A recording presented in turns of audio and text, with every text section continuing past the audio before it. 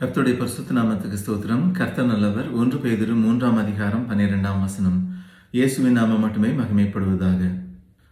கர்த்தருடைய கண்கள் நீதிமான்கள் மேல் நோக்கமாயிருக்கிறது,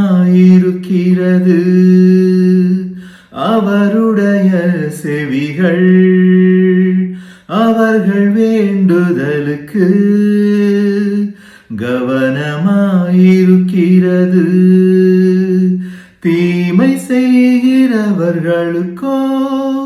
கர்த்தருடைய முகம் விரோதமாயிருக்கிறது.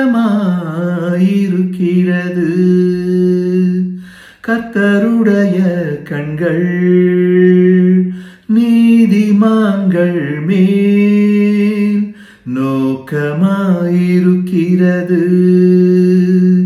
அவருடைய செவிகள் அவர்கள் வேண்டுதலுக்கு கவனமாயிருக்கிறது.